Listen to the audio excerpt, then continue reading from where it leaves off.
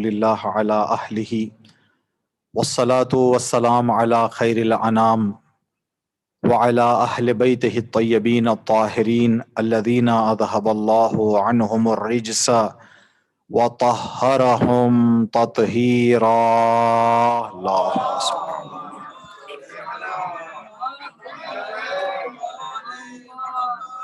لا سیما بقیت اللہ فی الاراضین اللہم وسر نبیک محمدا صلی اللہ علیہ وآلہ برؤیتہ ومن تبعہ علی دعوتہ ورحم استکانتنا بعدہ اللہم اکشف ہذہ الغمہ عن ہذہ الامہ بحضورہ وعجل لنا ظہورہ انہم یرونہ بعیدا ونراہ قریبا واللعنۃ علی اعدائہم اجمعین۔ اما بعد، قال اللہ سبحانہ وتعالی بسم اللہ الرحمن الرحیم والفجر ولیال عشر۔ آپ تمام مومنین اور مومنات جو مجلس سن رہے ہیں، دیکھ رہے ہیں، گزارش ہے ایک مرتبہ سورہ الحمد اور 3 مرتبہ سورہ اخلاص کی تلاوت فرما کر قبیلہ مرحوم سید عباس حسین صاحب کی ارواح کو ایصال فرما دیں۔ بسم اللہ الرحمن الرحیم الحمد للہ الرحمن الرحیم مالک یوم الدین ایاک نعبد و ایاک نستعین مستقیم صراط الذین انعمت علیہم غیر المغضوب علیہم ولا الضالین۔ ان مرحومین کی مغفرت کے لیے، ان کے درجات کی بلندی کے لیے، دنیا میں جہاں کہیں بھی اہل بیت کے چاہنے والے اس دنیا سے جا چکے ہیں، ان کی مغفرت کے لیے، ان کے درجات کی بلندی کے لیے برادر عزیز جناب محمود صاحب کے مرحومین اور ان کی والدہ مرحومہ کی مغفرت اور درجات کی بلندی کے لیے سب مل کر سورہ الحمد کی تلاوت فرمائیں۔ بسم اللہ الرحمن الرحیم الحمد للہ رب العالمین الرحمن الرحیم مالک یوم الدین ایاک نعبد و ایاک نستعین اہدنا الصراط المستقیم صراط الذین انعمت علیہم غیر المغضوب علیہم ولا الضالین۔ مجلس کی قبولیت کے لیے اور دعاؤں کی قبولیت کے لیے اہل بیت کے در سے جڑے رہنے کی توفیق ہمارے زندگیوں میں، ہماری زندگی کے آخری سانس تک اور ہماری نسلوں میں، کائنات کے آخری لمحے تک جاری و ساری رہنے کے لیے، زمانے کے انحرافات سے ہمیں اور ہماری نسلوں کی حفاظت کے لیے، ہم سب کے عاقبت بخیری کے لیے صلوات علی محمد و آل محمد۔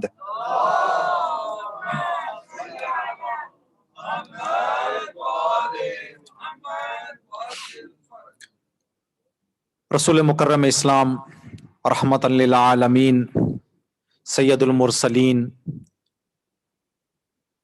محمد امین صلی اللہ علیہ وآلہ وسلم کی اللہم صلی علی محمد یاد میں یہ مجلس اعزاں منعقد ہے۔ ایک اللہ کا شکر ہے کہ ہمیں جہاں میلاد میں اللہ نے یہ توفیق دی کہ رسول کی میلاد منائیں، وہیں یہ توفیق بھی شامل حال رہی کہ یہ رسول کی شہادت بھی ہم بیٹھ کر منائیں۔ افسوس اظہار کرنا پڑتا ہے، دنیا اگر میلاد کے جیسے رسول کی رحلت اور شہادت بھی مناتی تو شاید اسلام کے پھیلنے میں زیادہ آسانی ہو جاتی۔ یہ ایک فارمولا بھی بتایا گیا ہے ہمیں روایتوں میں کہ سچے دوست کی پہچان خوشیوں میں نہیں غموں میں کی جاتی ہے۔ دوستوں اور چاہنے والوں کی پہچان غموں میں کی جانی چاہیے، خوشی میں تو ہر کوئی آ جاتا ہے۔ رسول کا غم منانے کے اللہ نے ہمیں سعادت نصیب کی، جس طرح سے ہم رسول کی میلاد کی خوشی بھی مناتے ہیں۔ ہمارا موضوع عاشور سے ظہور تک جو چل رہا ہے، انشاءاللہ شاید آئندہ 1-2 مجالس باقی ہیں جس میں اس موضوع کو ہم اختتام تک لے جائیں گے، اور جتنی باتیں ہم نے آپ کی خدمت میں سنانی کی کوشش کی، انشاءاللہ خود ہمارے لیے اور آپ کے لیے، آپ کے علم میں اور ہمارے علم میں اور ہمارے عمل میں اور آپ کے عمل میں اضافہ ہونے کا سبب قرار پائیں۔ آج جس نبی کے ذکر کے لیے ہم جمع ہوئے ہیں، اگر ہمارے موضوع کو پیغمبر کی نگاہ سے دیکھنا چاہیں، جتنا زیادہ گفتگو پیغمبر اسلام نے اس موضوع کے حوالے سے کی ہے 14 معصومین میں کسی نے نہیں کی۔ عاشور اور ظہور کا ذکر اور ان دونوں کا رابطہ، ان دونوں کا گہرا تعلق، اس حوالے سے جتنی ہدایتیں، جتنی روایتیں، جتنے ارشادات پیغمبر مکرم اسلام نے کی ہیں، ہمیں کسی معصوم سے نظر نہیں آتی. ہاں ہیں، چھٹے امام سے اور پانچویں امام سے ہیں، لیکن چھٹے اور امام اور پانچویں امام نے بھی رسول کا حوالہ دیا ہے. چھٹے امام نے فرمایا قال رسول اللہ، پانچویں امام نے فرمایا قال رسول اللہ. خود رسول کی طرف سے. آج بس ایسے ہی یوٹیوب میں کچھ بات دیکھ رہے تھے ہم، علامہ رشید قرابی صاحب کی 4-5 منٹ کی کلپ نظر آئی جس میں وہ 12ویں امام کے حوالے سے اور آخر زمان میں کوفے کے کیا حالات ہوں گے اس حوالے سے گفتگو کر رہے تھے. تو انہوں نے کہا ہے کہ پیغمبر اسلام کی اگر امام مہدی کے بارے میں جو حدیثیں ہیں ساری کتابوں سے جمع کر دیا جائے تو 27,000 حدیثیں، 27,000 روایات پیغمبر اسلام اور معصومین کی طرف سے 12ویں امام کے بارے میں. تو اس سے ہمیں یہ پتا چلتا ہے کہ مسئلہ کتنا مہم ہے، کتنا یہ مسئلہ اسلام کے لیے بنیادی مسئلہ ہے، جس مسئلے پر اتنی توجہ کی گئی ہے. 3-4 روایت آپ کی خدمت میں عرض کریں گے اور کوشش کریں گے کہ جہاں جہاں پر ضرورت پڑے وہاں پر تھوڑی سی وضاحت بھی کر دیں. جو روایتیں عاشور اور ظہور کے تعلق کے بارے میں رسول نے فرمائی ہیں، اور یہ بات جب ہم نے غور کیا کہ کیوں رسول اللہ نے اتنا زیادہ اس مسئلے پہ زور دیا، اس لیے کہ رسول علم کے اعتبار سے ہمارا عقیدہ یہ ہے کہ رسول قیامت تک کی ساری باتوں کو جانتے تھے. یہ ہمارا عقیدہ ہے. جب رسول قیامت تک کی ساری باتوں کو جانتے تھے تو آپ کی آنکھ بند ہونے کے بعد جو واقعات پیش آنے والے تھے وہ روز روشن کی طرح آپ کے سامنے تھے. اگر رسول کے علاوہ دوسرے اماموں نے 12ویں امام کے بارے میں گفتگو کی ہوتی تو اسلام یہ سوچ کر پیچھے ہٹ جاتا یہ شیعوں کا مسئلہ ہے. لیکن جب رسول کی زبان سے بات آ جائے تو مسئلہ شیعوں کا نہیں رہتا، مسئلہ اسلام کا ہو جاتا ہے. اسی وجہ سے آج کوئی بھی مسلمان امام مہدی کے عقیدے کا انکار کرے تو وہ مسلمان نہیں ہے. اتنی زیادہ آیتیں اور اتنی زیادہ روایتیں آئی ہوئی ہیں کہ انکار بے منزلہ کفر ہے آج. اسی لیے ہاں چھوٹی چھوٹی باتوں پہ تھوڑا سا اختلاف ہے. اہل سنت حضرات کا یہ ماننا ہے کہ امام کی ولادت نہیں ہوئی ہے، ولادت ہونے والی ہے، لیکن کہتے ہیں کہ امام آئیں گے. ولادت نہیں ہوئی ہے، ولادت ہونے والی ہے، لیکن ہمارا عقیدہ یہ ہے کہ امام ولادت پا چکے ہیں، پردہ غیبت میں ہے. اور وہاں پر بھی ان کا عقیدہ بھی یہ ہے کہ نسل علی علیہ السلام سے ہوں گے. ہمارا عقیدہ بھی یہ ہے کہ نسل علی علیہ السلام سے ہوں گے. امام علی کے 2 فرزند ہیں، ان کا بھی عقیدہ یہ ہے کہ امام حسین کی نسل سے ہوں گے. ہمارا بھی عقیدہ ہے کہ امام حسین کی نسل سے ہوں گے. ایک بہت ہی مشہور اہل سنت کے عالم ہے، مفسر، مورخ، محدث جلال الدین سیوطی. جلال الدین سیوطی جو آج سے تقریباً 500 سال پہلے انتقال کر گئے ہیں.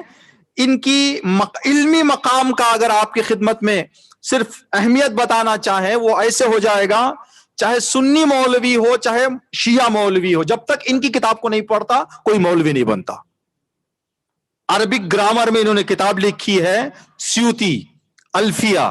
جب تک نہیں پڑھتے، چاہے ذاکر ہو چاہے عالم ہو چاہے اہل سنت کا ہو، جس فرقے سے بھی تعلق رکھنے والا ہو، جب تک ان کی کتاب نہیں پڑھتے عالم نہیں بنتے. عربی بولنا اور عربی کو سمجھنا نہیں سیکھ پاتے. اتنی اہمیت رکھنے والی کتاب ان کی ہے. انہوں نے اپنی کتاب میں جو امام مہدی کے بارے میں انہوں نے لکھی ہے، اس کتاب میں کہتے ہیں کہ میں نے 300 امام مہدی کی معتبر روایتوں کو مطالعہ کرنے کے بعد یہ نتیجہ میں نے لیا ہے، وہ کس سلسلے کے ہیں میں یہ نہیں کہتا، لیکن 12ویں ہوں گے. جو ہوں گے وہ سلسلے کے 12ویں ہوں گے. اب انہوں بھی کہتے ہیں کہ امام علی کے، ہم بھی کہتے ہیں امام علی کے، وہ بھی کہتے ہیں امام حسین کے، ہم بھی کہتے ہیں امام حسین کے، وہ کہتے ہیں ابھی ولادت نہیں پائے ہیں، ہم کہتے ہیں ولادت پا گئے ہیں. اگر 12واں نمبر دیکھیں تو سوائے ہمارے عقیدے کے کسی سے نہیں جمتا، اس لیے کہ ان کے پاس 12 نہیں ہے. اگر 12واں آنا ہے تو 12واں صرف ہمارے عقیدے سے جمتا ہے. ہم کہتے ہیں ہمارے 11 شہید ہو گئے، 12واں آنے والا ہے. رسول خدا کی 3-4 روایتوں کا آپ کی خدمت میں عرض کریں گے. شاید روایتوں کی وضاحت میں ایک اور 2 روایتیں آپ کو سننے کو مل جائیں ان کے وضاحت کے حوالے سے. پہلی روایت، شب عاشور امام حسین علیہ السلام نے اپنے اصحاب کے سامنے ایک خطبہ دیا. اس خطبے میں امام نے ایک جملہ کہا، اِنَّ جدی رسول اللہ اخبرنی، میرے نانا رسول نے مجھے یہ اطلاع دی تھی، ان ولدی الحسین یقتل بطف کربلا، کہ میرا نواسا حسین دشت کربلا میں شہید کیا جائے گا، وحیدن غریبن عطشانا، جبکہ تنہا ہوگا، بے وطن ہوگا، پیاسا ہوگا. یہ میرے نانا نے مجھے بتایا ہے. کل صبح جو ہونے والی ہے، میں بے وطن بھی ہوں، پیاسا بھی ہوں، تنہا بھی ہوں، میرا کوئی مدد کرنے والا نہیں ہے. کل صبح جو نمودار ہوگی میرے نانا نے اس کی خبر دی ہے. پھر میرے نانا نے یہ بتایا، من نصرہ فقد نصرانی ونصر ولدہ المہدی، جو امام حسین کی کربلا میں مدد کرے اس نے میری بھی مدد کی ہے، امام مہدی کی بھی مدد کی ہے. آج آپ لوگ جو یہاں بیٹھے ہوئے ہیں اصحاب امام حسین علیہ السلام نے فرمایا کہ آپ کا یہاں ہونا صرف میری مدد نہیں ہے، رسول کی بھی مدد ہے، 12ویں امام کی بھی مدد ہے. یعنی اگر رسول اور 12ویں امام کو دیکھ لیں اسلام کا، اسلام کی ابتدا ہے رسول، انتہا ہے امام مہدی. یعنی امام بتانا چاہ رہے ہیں کہ آپ پورے اسلام کے مددگار ہو، صرف ایک امام کے مددگار نہیں ہو، اول اسلام سے لے کر آخر اسلام تک کے آپ جو بیٹھے ہوئے ہیں یہاں میرے اصحاب مددگار ہیں. تو رسول اللہ نے عاشور کے امام حسین علیہ السلام کو یہ جو روایت بتائی، امام حسین کے بارے میں بتائی، لیکن 12ویں امام کا ذکر ہے کہ مدد امام مہدی کی بھی ہو جائے گی اگر امام حسین کی مدد کریں. اب یہ روایت جو امام حسین نے سن رکھی تھی، اس سے پہلے کبھی کیوں امام نے نہیں سنایا؟ رسول اللہ کو دنیا سے گئے ہوئے اور کربلا پیش آئے ہوئے 50 سال کا عرصہ گزر گیا. رسول 11 ہجری کو اس دنیا سے گئے، کربلا پیش آئی ہے 61 ہجری. جب رسول زندہ تھے اس وقت امام حسین کو بتایا نا. 50 سال تک امام حسین نے اس روایت کو کیوں نہیں بتایا؟ یہ وہ راز اور وہ خزانہ تھا جو امام نے اس وقت میں بتانے کے لیے مناسب سمجھا اور شب عاشور میں بتایا. تو عاشور اور ظہور پیغمبر اسلام کی نگاہ میں پتا چلا کہ امام حسین کی مدد. اب یہاں پر بھی جو بیٹھے ہیں اس روایت کی وضاحت میں علماء جو لکھتے ہیں کہ امام حسین کی مدد کے کئی طریقے ہیں، جن طریقوں میں سے ایک مجلس میں شرکت کرنا ہے. تو آج ہم سب کا مجلس میں شرکت کرنا رسول اللہ کی مدد بھی ہے، امام مہدی کی مدد بھی ہے. یہ مجلس میں شرکت کرنا، بہت سارے راستے بتائے گئے ہیں جن میں سے ایک ذکر اہل بیت میں شرکت کرنا. دوسری روایت جو پیغمبر اسلام نے بتائی، پیغمبر اسلام اس لیے کہ آئندہ کا سارا علم رکھتے تھے. جابر ابن عبداللہ انصاری کے بارے میں رسول جانتے تھے کہ یہ جابر رسول کا وفادار صحابی، جابر کربلا کا پہلا زائر جابر سے فرمایا، یا جابر ان ھذا الامر امر اللہ، جابر امام کا آنا خدا کے قانون میں سے قانون ہے. جابر 12ویں امام کا پردہ غیبت میں جا کے ظہور کرنا خدا کا ایک مضبوط قانون ہے. سر من سر اللہ، اللہ کے مخصوص رازوں میں سے ایک راز ہے. علتہ مطویۃ عن عباد اللہ، جس کی وجہ اور علت سبب کو اللہ نے بندوں سے مخفی رکھا ہے. یا جابر من انکر الامر فقد کفر، جابر اللہ کے قانون کا انکار کفر ہے. اگر کوئی ظہور کا انکار کرے گا کفر میں آ جائے گا، اس لیے کہ ظہور اور امام کا آنا اللہ کے قانونوں میں سے قانون ہے. تو یہاں پر کس کو بتا رہے ہیں رسول؟ اول ظاہر کربلا کو 12ویں امام کے بارے میں بتا رہے ہیں.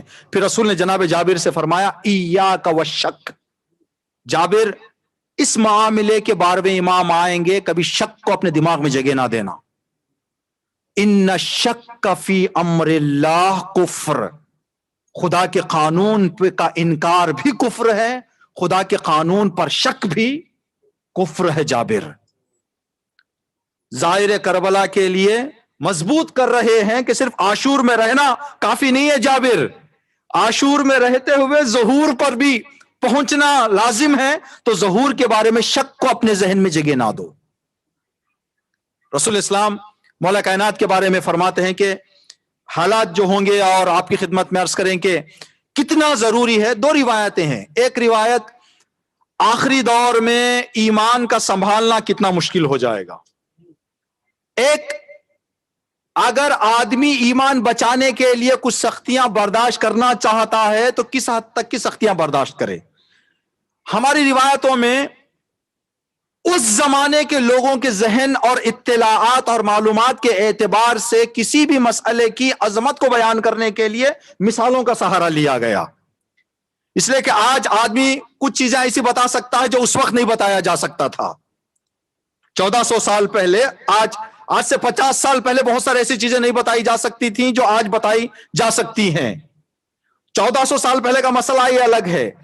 تو قیامت تک آنے والے علوم رسول دینا چاہتے تھے۔ مثال کے طور پر رسول اسلام نے فرمایا اطلبوا العلم، اپنے زمانے میں رسول نے اپنے زمانے کے لوگوں سے فرمایا اطلبوا العلم ولو بالسین، علم تلاش سے علم میں نکلو، چاہے تمہیں چائنا جانا پڑے۔ یہ کہاں بیٹھ کر رسول فرما رہے ہیں؟ سرزمین مدینہ میں، سعودی عربیہ میں بیٹھ کر رسول چائنا کا نام لے کر فرما رہے ہیں اگر علم حاصل کرنا چاہتے ہو اور چائنا بھی جانا پڑے تو جاؤ۔ اس روایت کو علماء جو ذکر کرتے ہیں کہ کیوں رسول اسلام نے یہ فرمایا کہ چائنا جاؤ، کب سعودی عرب کے لوگ جن باہری ملکوں سے واقف تھے ان میں سے ایک چائنا، لوگ پہچان گئے تھے ایک ملک ہے جس کا نام چائنا ہے، اور سعودی عرب سے اگر کوئی ملک سب سے خطرناک اور دشوار کوئی سفر تھا تو چائنا کا۔ تو رسول نے فرمایا اگر سختی سے برداشت کرتے ہوئے بھی جا سکتے ہو جاؤ، سب سے خطرناک سفر بھی اگر برداشت کر سکتے ہو جاؤ۔ دوسری علت بھی جو بتاتے ہیں رسول صلی اللہ علیہ محمد و آل محمد،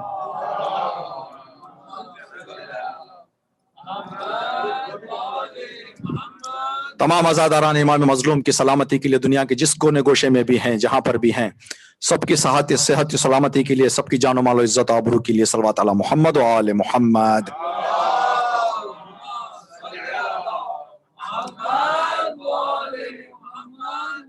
یہ مثال جو دی گئی ہے یہ بتانے کے لیے کہ علم کتنا مہم ہے، علم کتنا ضروری ہے۔ چائنا جاؤ۔ دوسری بھی علت جو علماء بیان کرتے ہیں، رسول دوسرے بھی ملکوں کا نام لے سکتے تھے، بتا کے لوگوں کو کہ ایک اور ملک بھی ہے بھائی جو آپ لوگوں کو نہیں معلوم، وہاں جاؤ، لیکن کیوں چائنا کا نام لیا رسول نے؟ کہتے ہیں کہ اس دور میں بھی چائنا علم میں آگے تھا۔ آج اگر ہر جگہ میڈ ان چائنا دیکھ رہے ہیں تو یہ کل پرسوں کی بات نہیں ہے، یہ اسلام سے پہلے جس نے قدم اٹھایا تو نتیجہ یہاں تک پہنچ رہا ہے۔ اس وقت سے بھی وہ لوگ آگے تھے علم میں۔ اب دو روایتیں ہمارے پاس موجود ہیں، ایک ایمان کی وہ بچانا آخری دور میں کیا حالت ہو جائے گی، ایک اگر ہدایت کو پانے کے لیے، دونوں حدیثیں ایک رسول سے ہے ایک معصوم سے ہے۔ کس امام سے ہے یہ ہم نے نہیں دیکھا۔ اس حدیث میں ہے کہ آخری دور ایک ایسا آئے گا جہاں پر انسان کے ہاتھ میں دہکتا ہوا شعلہ دے دیا جائے، اس شعلے کو دے کر کہیں کہ 5 منٹ اپنے ہاتھ میں سنبھالو اس کو، آنکھ بند کر کے چیختے چلاتے ہوئے جل جائے گا آدمی کا ہاتھ، لیکن سنبھال لے گا 5 منٹ کے لیے۔ اتنا بھی کرنا ممکن ہے انسان کے لیے، لیکن اسی آدمی کے لیے کہیں 1 منٹ کے لیے ایمان سنبھالو، نہیں سنبھال پائے گا۔ 5 منٹ کے لیے دہکتا ہوا شعلہ سنبھالنا آسان ہو جائے گا، 1 منٹ کے لیے ایمان سنبھالنا مشکل ہو جائے گا۔ روایت میں ہے کہ لوگ صبح گھر سے نکلیں گے تو مومن، واپس آئیں گے تو کافر۔ کیا یہ ایمان کو بچانے کی سختی کے حالات کیا ہو جائیں گے پھر ہم نے ایک مجلس میں آپ کو بتایا تھا ابتدا میں، اس میں یہ جو باتیں بتائی گئی ہیں یہ ہمارے لیے ویدر رپورٹ جیسے ہیں کہ زلزلہ آنے والا ہے، بچ لو. یہ جو بتا رہے ہیں سننے کے لیے نہیں کہ ایسا دور آئے گا تیار ہو جاؤ. بعد میں نہ بتانا کہ ہمیں خبر نہیں تھی، ہمیں معلوم نہیں تھا، ہم بے خبر تھے. نہیں، یہ ویدر رپورٹ ہے، بتا رہے بارش آنے والی ہے، مطلب چھاتا لے کے نکلو. طوفان آنے والا ہے تو کہیں دوسری جگہ چلے جاؤ، یہاں سے ہٹ جاؤ. تو یہ جو روایتیں بتائی گئی ہیں یہ ہمیں ہوشیار رہنے کے لیے ہیں. پیغمبر اسلام کی حدیث، مولا کائنات سے فرمایا، اے علی، اگر آخری امام کو پانے کے لیے برف پر گٹنیوں کے بل جانا پڑے تو چلے جاؤ. آپ اس کی سختی کو ایک لمحے کے لیے تصور کریں. برف ہو، پورے گرم کپڑے پہن کر بھی آدمی نہیں جا سکتا. رسول اسلام نے بتایا کہ اگر برف پر گٹنیوں کے بل سینہ خیز جانا بھی پڑے جاؤ، لیکن اس ہدایت کو نہ چھوڑو. یہ کیوں بتا رہے ہیں کہ کتنا سخت ہو جائے گا. تو دو روایتیں ہم نے بتائی. آخری روایت، شاید اس روایت پر تھوڑا سا زیادہ ہم گفتگو کریں کہ ظہور اور عاشور کے حوالے سے پیغمبر اسلام نے کس طرح سے رابطہ جوڑا ہے اور کس طرح سے ہدایتیں فرمائی ہیں ہمیں. انہی ایام سے منسوب ہے یہ روایت. جابر بن عبداللہ انصاری کہتے ہیں کہ رسول اسلام آخری وقت جب بستر پر گئے، جس کے بعد رسول بستر سے نہیں اٹھے. ایسے آخری مرتبہ جب رسول بستر پہ گئے ہیں، جس کے بعد رسول اسلام کی رحلت ہو گئی، جناب فاطمہ زہرا سلام اللہ علیہا سراہنے بیٹھی ہوئی تھی.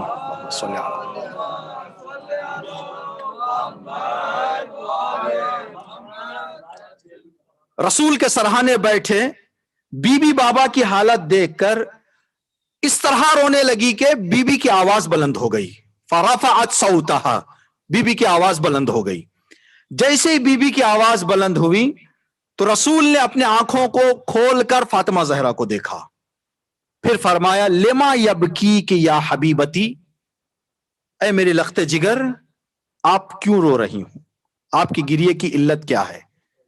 تو بی بی نے فرمایا کہ بابا، آپ نے اس 23 سال میں جو مصیبتیں، تکلیفیں، سختیاں، ظلم، تانے، تکلیفیں جو آپ نے اٹھائی ہیں اسلام کے لیے، وہ سب میں نے اپنی آنکھوں سے دیکھا ہے.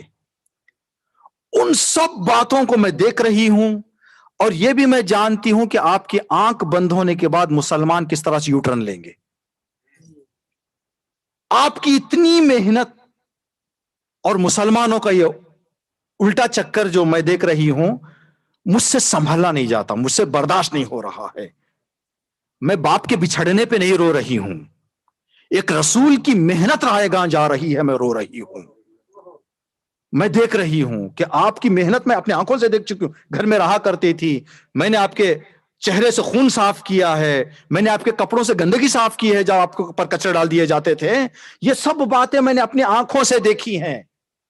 اس کے بعد میں یہ بھی دیکھتی ہوں کہ آپ کے آنکھ بند ہونے کے بعد مسلمان کس طرح سے پھر وہ دوران جاہلیت کی طرف پلٹ جائیں گے. اب پیغمبر اسلام نے بی بی فاطمہ زہرا سلام اللہ علیہا کو تسلی دینے کے لیے کہ بیٹی گھبراؤ نہیں. امام حسن اور امام حسین قریب بیٹھے ہوئے تھے، اشارہ کر کے فرمایا، ان منہم المہدی، بیٹی ان کی نسل سے ان دونوں کی مہدی آئیں گے. پھر پیغمبر اسلام نے کچھ نشانیاں وہاں پر بتائیں کہ آئیں گے تو آنے سے پہلے کے حالات کیا ہوں گے. فاطمہ زہرا کو رحلت سے کچھ وقت پہلے رسول مکرم اسلام بیان فرما رہے ہیں، صارت الارض ہرجا و مرجا، بیٹی فاطمہ 12ویں امام آئیں گے، لیکن آنے سے پہلے دنیا ساری حرج و مرج میں مبتلا ہو جائے گی. خون خرابہ، فساد، الٹے سیدھے کام، الٹے سیدھے چیزیں دیکھنے کو ملیں گی دنیا میں آنے سے پہلے. ظلم ہر جگہ پھیل جائے گا، ملکوں کے راستے بند ہو جائیں گے، ایک ملک کا دوسرے ملک کے لیے راستہ بند ہو جائے گا.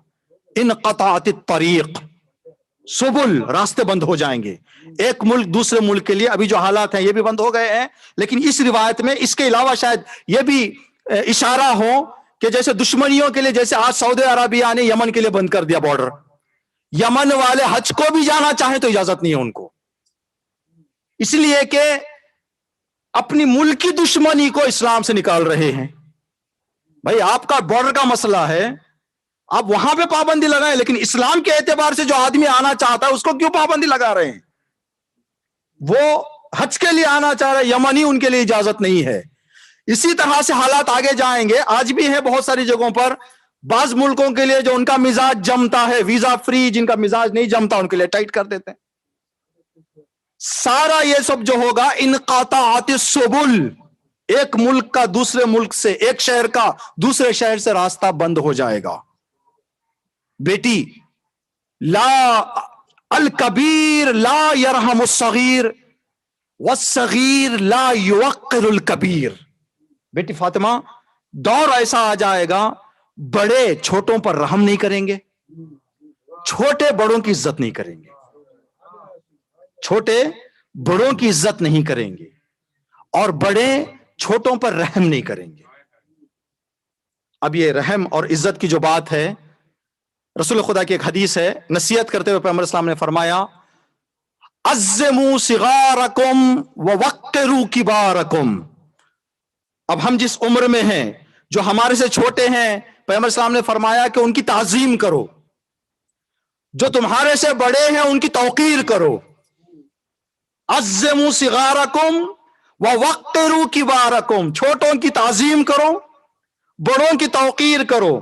اس کو اگر آسان ایک جملے میں کبھی ہم نے بتایا تھا، اس کو یہیں پہ دوہرا دیں کہ بچوں کی تعظیم، چھوٹوں کی تعظیم کرنے کا مطلب یہ ہے کہ کوئی چھوٹا آ جائے تو سر پہ ہاتھ رکھ دو، اگر کوئی بڑا آ جائے تو تم جتنی بھی دولت رکھتے ہو، جتنا بھی علم رکھتے ہو، اپنے علم اور دولت کو دیکھتے ہو اس کے ہاتھ پہ سر پہ ہاتھ رکھنے کی کوشش نہ کرو، سر نیچے کر دو تاکہ وہ ہاتھ رکھ دے۔ توقیر یہ ہے کہ بڑوں کا سایہ لو، چھوٹوں کو سایہ دو، عظمت تعظیم چھوٹوں کی۔ جب یہ فرمایا پیغمبر اسلام نے، تو یہاں پر دو باتیں آپ کی خدمت میں، تھوڑا سا بات پوری طرح سے سمجھنے اور ہدایت بھی ہمیں مل جائے تاکہ ہم اس روایت سے کچھ حاصل کرتے ہوئے جائیں۔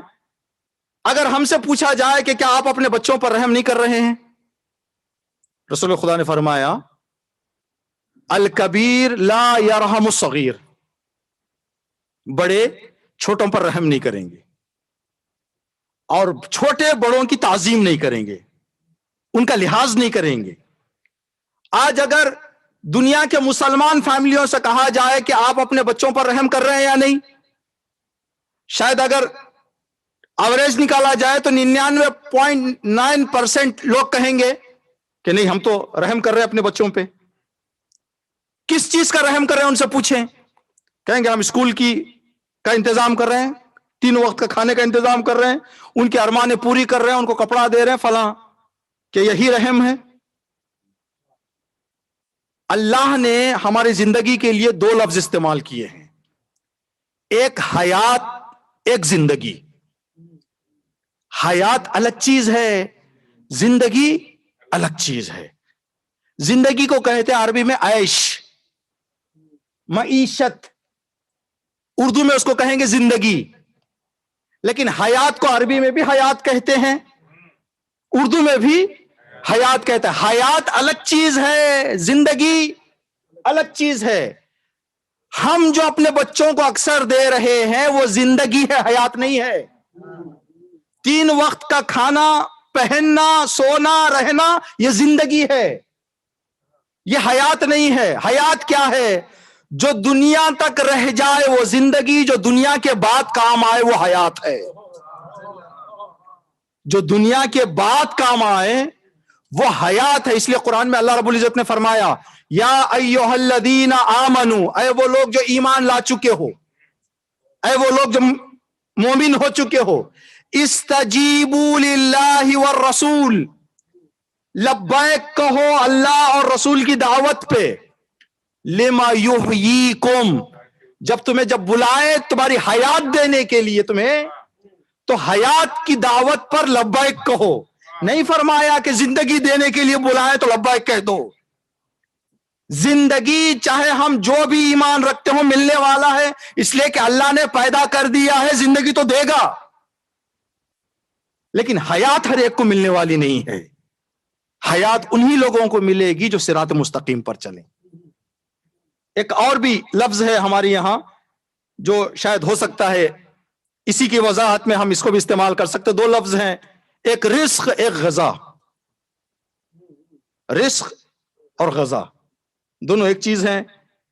رزق اور غذا ہم دونوں ایک کے لیے استعمال کرتے ہیں، لیکن فرق بتایا جاتا ہے کہ غذا وہ چیز ہے جو پیٹ بھر جائے، جس سے جو پیٹ کے اندر چلے جائے اور آدمی کی بھوک مٹ جائے، وہ غذا ہے. ایک شخص آیا چھٹے امام کی خدمت میں. دیکھیں یہ مصیبت ہوتی ہے انسانوں کی. ہمیں صلوات علی محمد و علیہ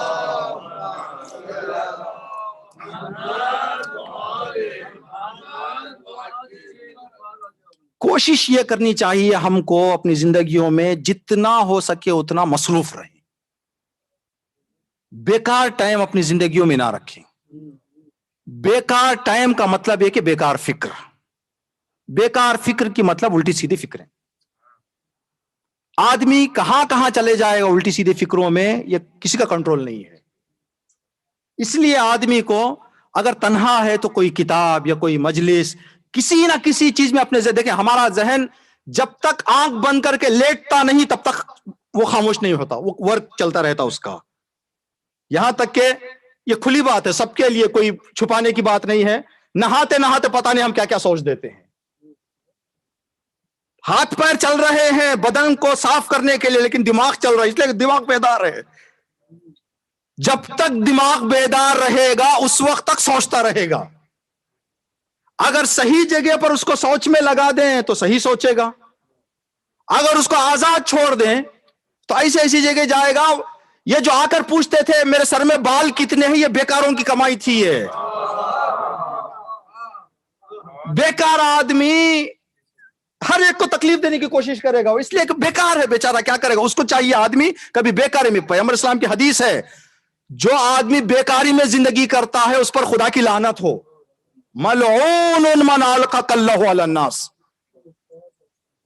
اس لیے کہ بیکار اپنے آپ کو بھی وہ پریشان رکھتا ہے، دوسروں کو بھی وہ پریشان کرتا ہے. ایک آدمی بیٹھے بیٹھے دو لوگ بیکار کہنے لگے کہ چلو تھوڑا چھٹے امام کو پریشان کر لیں گے. کہا بھائی کیا کرو گے جا کے؟ کہا ابھی بیٹھے بیٹھے میرے دماغ میں ایک خیال آیا، جا کے امام سے تھوڑا سا جو ہے پریشان کرتے ہیں. چلو امام. کہا کیا پوچھو گے جا کے؟ کہا ایک سیب لے کے جائیں گے دکان سے، کہیں گے کہ مولا یہ بتائیں کہ یہ میری غذا ہے یا نہیں ہے. اگر امام کہہ دیں ہاں پھینک دیں گے، اگر کہہ دیں نہیں کھا لیں گے. یا تو دونوں سے کچھ نہ کچھ کہیں گے، یا تو ہاں کہیں گے یا تو نہ کہیں گے. اگر ہاں کہیں تو کھا لیں گے، بولیں گے مولا دیکھیں آپ نے کہا ہماری غذا نہیں ہے، ہو گئی غذا. اگر امام نے کہا ہے تو پھینک دیں گے، کہیں گے کہ مولا آپ نے کہا ہے ہم نے پھینک دیا. جب آئے دونوں کہنے لگے کہ مولا یہ ہماری غذا ہے یا نہیں ہے، تو امام نے فرمایا حلق کے نیچے اتر جائے تو ہے ورنہ نہیں ہے. حلق کے نیچے اتر جائے تو ہے ورنہ نہیں ہے. یہ غذا کے مسئلے میں، غذا جو پیٹ میں چلا جائے، رزق جو حلال جائے وہی ہے. رزق کے لیے حلال کا ہونا ضروری ہے. جو حلال نہ ہو ہم اس کو ہر نام دے سکتے ہیں سوائے رزق کے. رزق نہیں نام دے سکتے اس کو. جو ناجائز راستے سے ہمارے ہاتھ میں آ گیا ہے اس کو رزق نہیں کہہ سکتے. کیوں رزق نہیں کہہ سکتے؟ اس لیے کہ اللہ نے قرآن کے ابتدائی صفحات میں فرمایا وَمِمَّا رَزَقْنَاهُمْ يُنْفِقُونَ. خدا انسانوں کو جو رزق دیتا ہے اس رزق سے وہ لوگ انفاق کرتے ہیں، خیرات کرتے ہیں. کیا خدا حرام دے گا؟ خدا کبھی حرام نہیں دے. اس لیے کہ اللہ نے فرمایا ہے کہ میں رزق دینے والا ہوں تو حلال ہی دے گا اللہ. تو جو حلال ہے وہ رزق، جو حرام ہے وہ غذا. رزق نہیں ہے، غذا ہے.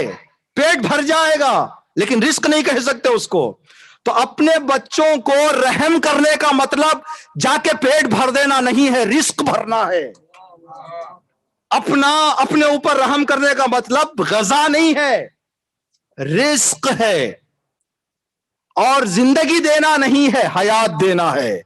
اگر والدین اپنے بچوں کو حیات دے رہے ہیں، رزق دے رہے ہیں، تو بچوں پر رحم کر رہے ہیں۔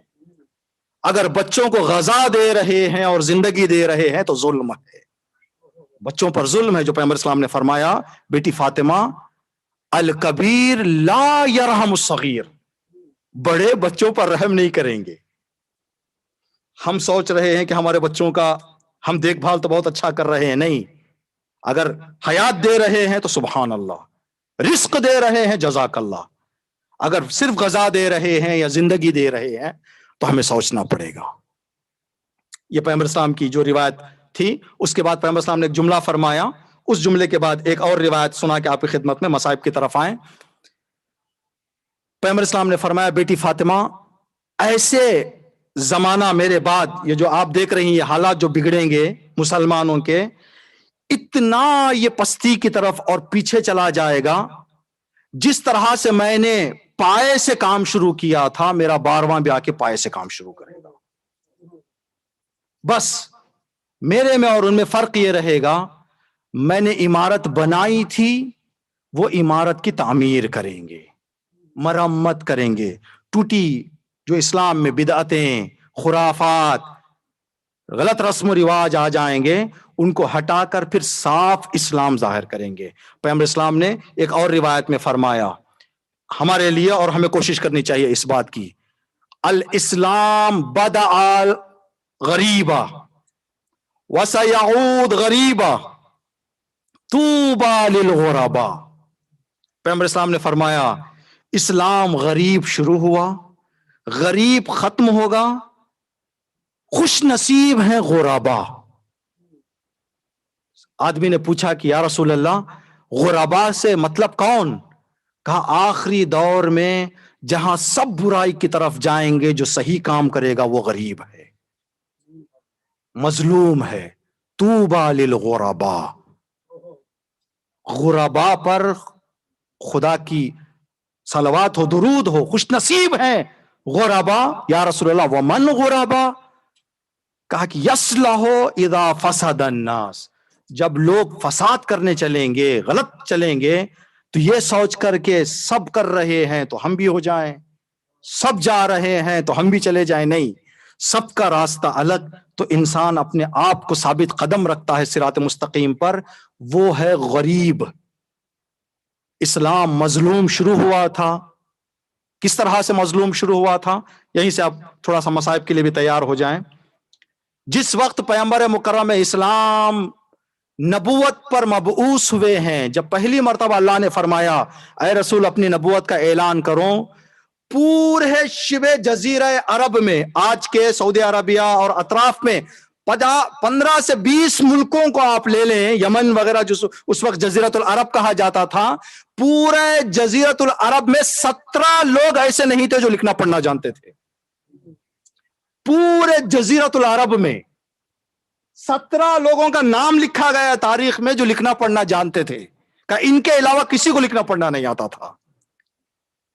اور اس وقت کی جو حالت تھی لوگوں کی، دوران جاہلیت کی عادتیں، ان عادتوں پر آدمی مطالعہ کرے تاریخ کا۔ جب رسول جا رہے تھے اس وقت مسلمانوں کی، پڑھے لکھوں کی تعداد جب دیکھتا ہے انسان، تو پتا چلتا ہے کہ پیغمبر اسلام نے کتنا ان لوگوں کو ہدایت کی، کتنی محنت کی پیغمبر اسلام نے۔ اب ایک انسان کے لیے فرض کریں، ایک مثال دے رہے ہیں آپ کی خدمت میں، آپ کی یہاں اس ممبر پر اور اس بارگاہ میں خدمت کرتے ہوئے 5 سال کے لگ بھگ ہو رہا ہے۔ سمجھے ہم اگر یہاں سے جانا چاہیں، جانے سے ایک دن پہلے کوئی کہہ دے کہ ان کا دماغ ہل گیا ہے، بولنے والے، سننے والے خود حقیر پر کیا گزرے گی؟ جبکہ یہ بات نہیں کہیں گے کہ سب کچھ جو ہم نے کیا وہ صحیح کیا، ضرور ہمارے خطائیں شاید اپنی بھلائیوں سے زیادہ ہیں، لیکن ہمارے لیے کہنا الگ ہے۔ 23 سال نبوت اور ہدایت کرتے ہوئے جو ذات بستر پر لیٹی ہو، اس کو سامنے آ کے کہیں ان الرجل لیہجر، یہ بکواس کر رہے ہیں نعوذ باللہ. یہ ان کی عقل کام نہیں کر رہی ہے. کتنا بڑا رسول پر صدمہ ہوا ہوگا. اسی لیے روایت ہے خود پیغمبر اسلام نے فرمایا ما آذا نبی 1,24,000 انبیاء میں جتنا مجھے تکلیف دی گئی کسی کو تکلیف نہیں دی گئی. آپ اس تکلیف کو ایک روایت ہم بار بار سنتے ہیں فاطمہ زہرا کی. آج آپ بی بی کی یتیمی کی رات ہے. ایک روایت ہے کہ البکاؤن خمسہ، تاریخ انسانیت کے بہت زیادہ رونے والے 5 ہیں. بہت زیادہ رونے والے تاریخ انسانیت کے 5 ہیں. صلوات علی محمد و آل محمد.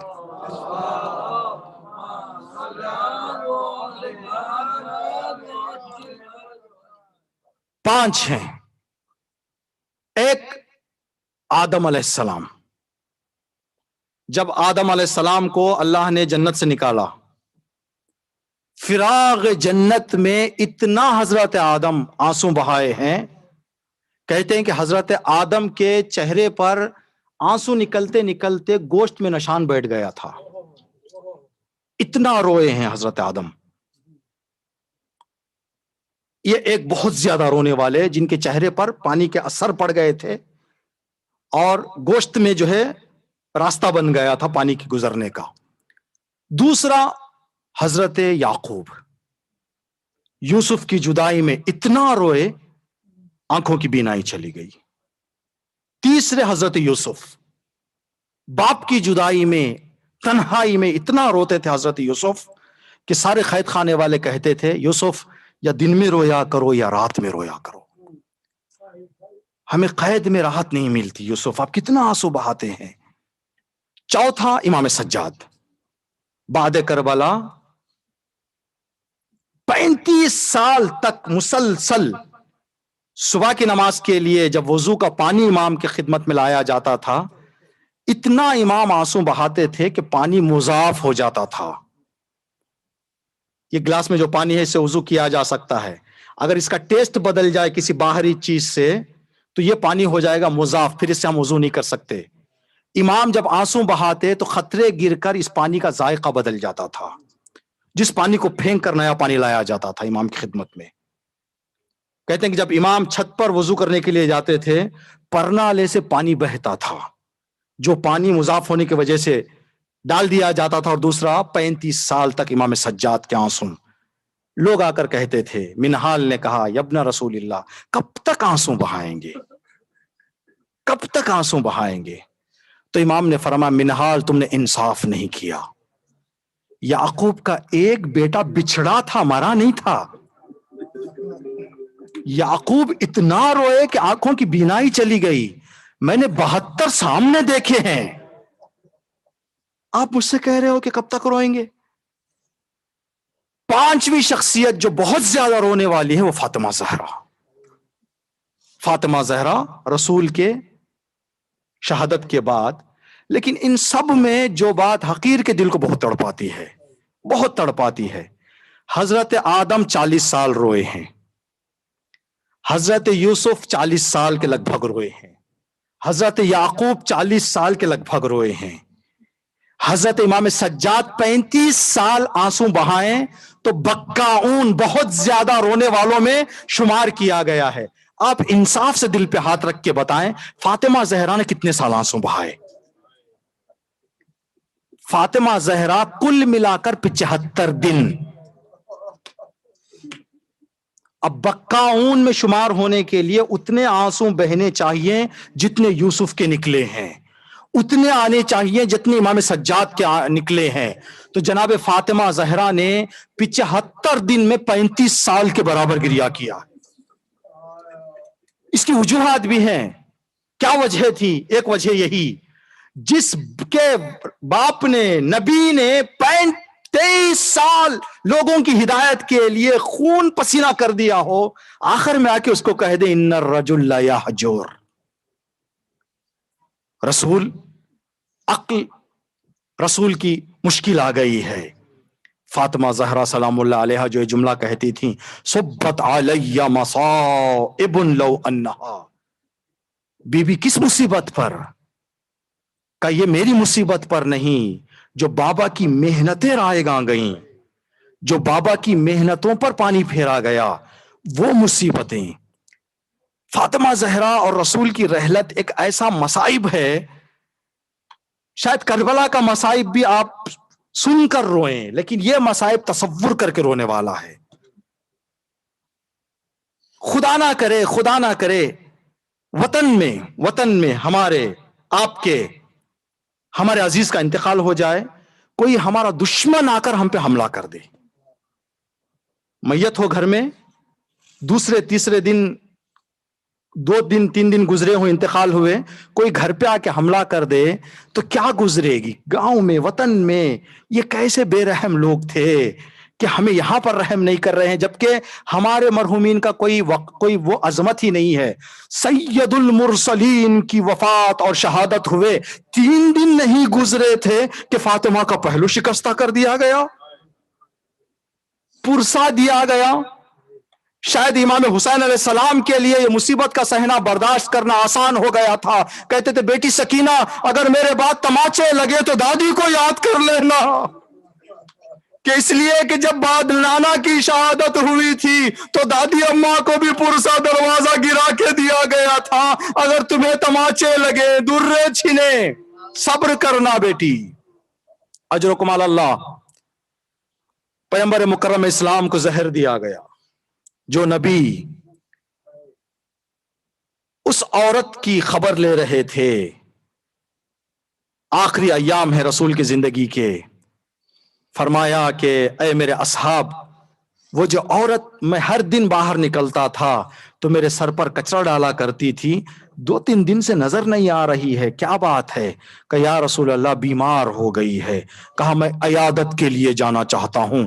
एक औरत बीमार हो गई है जिसका वारिस नहीं है, मैं उसको देखने के लिए जा रहा हूं। औरत के घर का दस्तक दिया गया। औरत ने अंदर से आवाज दी, कौन? कहा रसूल तशरीफ ला रहे हैं। बात क्या है? कहा इयादत करने के लिए आ रहे हैं। कहा या रसूल अल्लाह, मुझे माफ कीजिएगा, मैं इतने बरसों से आपको तकलीफ दे रही थी, लेकिन आप मुझे सिले में इयादत के लिए आ रहे हैं। हम कहेंगे या रसूल अल्लाह, हम गुनाहगार हैं, ठीक है, हम कभी कभी गलतियां कर बैठते हैं, लेकिन हम हुसैन हुसैन करने वाले, अली अली करने वाले, फातिमा या ज़हरा करने वाले। या रसूल अल्लाह, जब वो उस औरत पर आप रहम की निगाह करते हैं तो हम यहाँ बैठे हुए आपके नजर करम के मुंतजिर हैं। अजरुकुम अल्लाह। रसूल को जहर दिया गया, आखिरी लम्हात थे रसूल के। रसूलुल्लाह ने फरमाया कि मेरे हबीब को दावत दी जाए, मेरे हबीब को बुलाया जाए।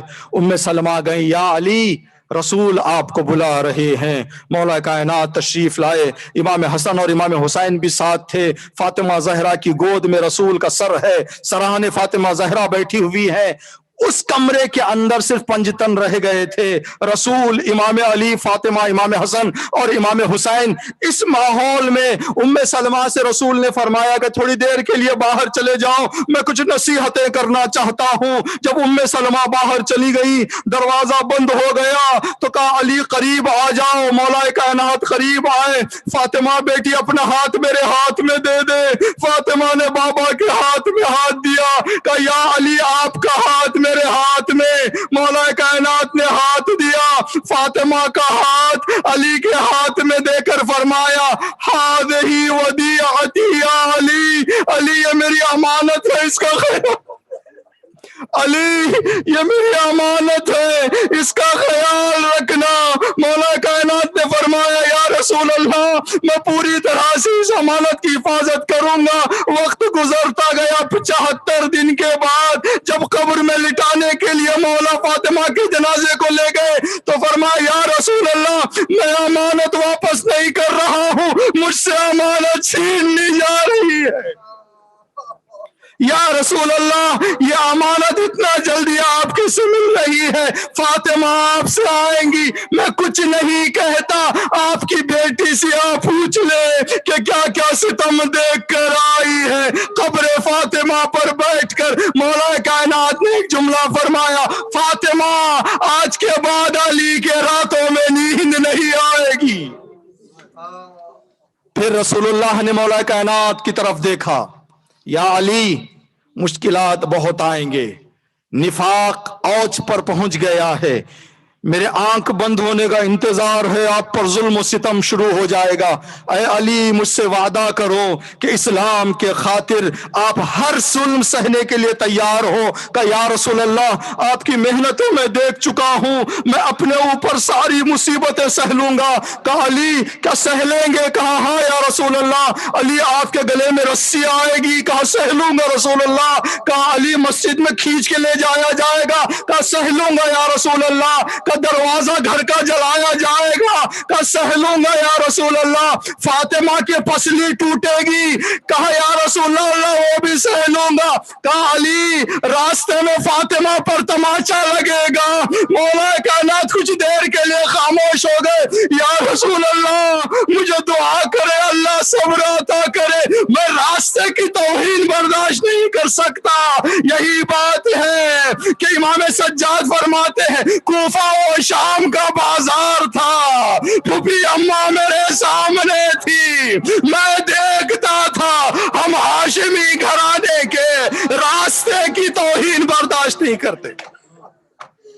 اجرکم اللہ، خدا آپ کو کوئی غم نہ دے سوائے غم سید الشہداء کے۔ مولا حسن کو قریب بلایا، بیٹا حسن قریب آ جا۔ مولا حسن قریب آئے، سینے کا بوسہ دیا۔ کہا نانا سینے کا بوسہ کیوں دے رہے ہیں؟ کہا بیٹا حسن اس جگر کے ٹکڑے باہر آ جائیں گے، صبر کرنا۔ کہا ہاں نانا صبر کر لوں گا۔ امام حسین اس منظر کو دیکھنے کے بعد رسول کے سینے پر جا کر لیٹ گئے، سینے پر سر رکھ دیا۔ کہا فاطمہ نے بیٹا نانا کی حالت صحیح نہیں ہے، سر کو اٹھا دو۔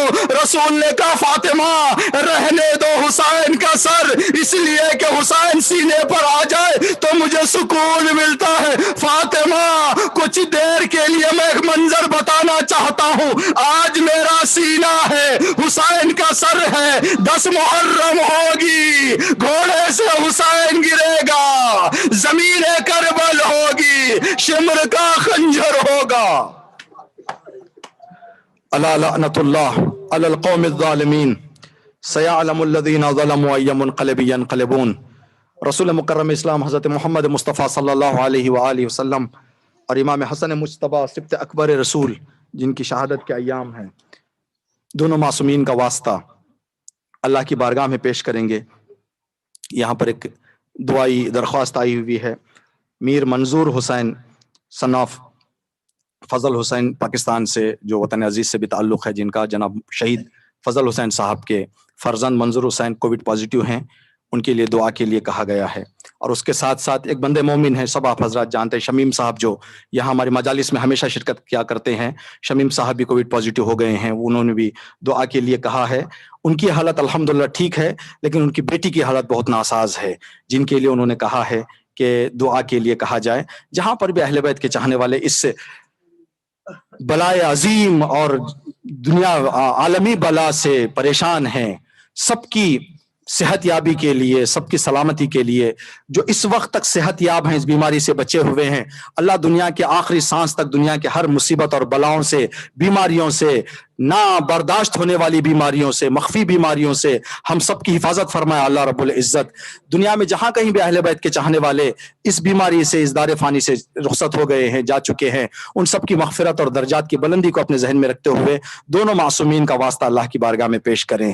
اللہم انی اسألک برحمتک التی بنبیک نبی الرحمہ محمد صلی اللہ علیہ وآلہ یا ابا القاسم یا رسول اللہ یا امام الرحمہ یا سیدنا و مولانا انا توجہنا واستشفعنا وتوسلنا بك الى الله وقدمناك بين يدي حاجاتنا۔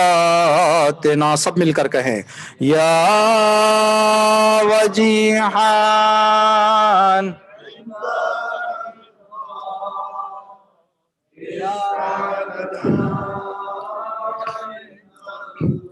يا أبا محمد يا حسن بن علي أيها المجتبى يا ابن رسول الله يا حجة الله على خلقه يا سيدنا ومولانا إنا توجهنا واستشفعنا وتوسلنا بك إلى الله وقدمناك بين يدي حاجاتنا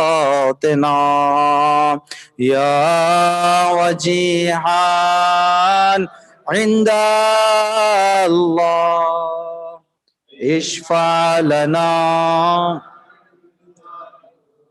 آج رسول اللہ کی نیابت میں رسول اللہ کی جانب سے شہداء کربلا اور امام شہداء سید الشہداء کی خدمت میں سلام پیش کریں. نیت اپنے ذہنوں میں یہ رکھیں کہ یہ سلام ہم رسول مکرم اسلام حضرت محمد مصطفیٰ صلی اللہ علیہ وآلہ وسلم کی نیابت میں امام حسین علیہ السلام اور شہداء کربلا کی خدمت میں. السلام علیک یا ابا عبد اللہ وعلی الارواح التي حلت بفنائک عليك مني سلام الله أبدا ما بقيت وبقي الليل والنهار ولا جعله الله آخر العهد مني لزيارتكم. السلام على الحسين وعلى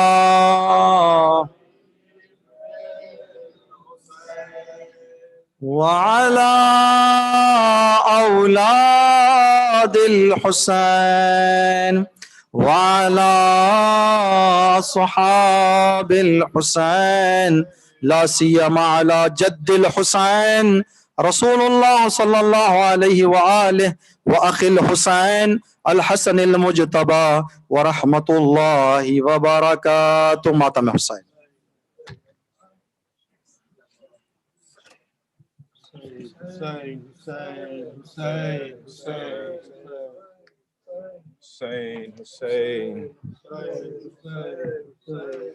ہائے حسن مولا حسن، ہائے ہائے حسن مولا حسن، ہائے ہائے حسن مولا حسن، ہائے ہائے حسن مولا حسن، ہائے ہائے حسن مولا حسن، ہائے ہائے یہ جنازہ ہے حسن کا شاہزادہ امن کا، یہ جنازہ ہے حسن کا، یہ جنازہ ہے حسن کا شاہزادہ امن کا، یہ جنازہ ہے حسن کا، یہ جنازہ ہے حسن کا شاہزادہ امن کا، یہ جنازہ ہے حسن کا. سرخ ہوتا جا رہا ہے رنگ ایک اجلے کفن کا، یہ جنازہ ہے حسن کا، یہ جنازہ سب جواب دیں مل کے. شاہزادہ امن کا، یہ جنازہ ہے حسن کا. فاطمہ کے لاڈلے کو زہر قاتل دے دیا، فاطمہ کے لاڈلے کو زہر قاتل دے دیا، زہر قاتل دے دیا. خون جاری ہو کے ماتم کرتا ہے زخمی دہن کا، یہ جنازہ ہے حسن کا، یہ جنازہ ہے حسن کا شاہزادہ امن کا، یہ جنازہ ہے حسن کا، یہ جنازہ ہے حسن کا شاہزادہ امن کا، یہ جنازہ ہے حسن کا. روتا ہے دل سن کے نالے زینب و کلثوم کے، زینب و کلثوم کے، گریہ و ماتم بپا ہے ہر طرف شاہ زمن کا یہ جنازہ ہے حسن کا، یہ جنازہ ہے حسن کا، شاہزادہ امن کا یہ جنازہ ہے حسن کا، یہ جنازہ ہے حسن کا، شاہزادہ امن کا یہ جنازہ ہے حسن کا۔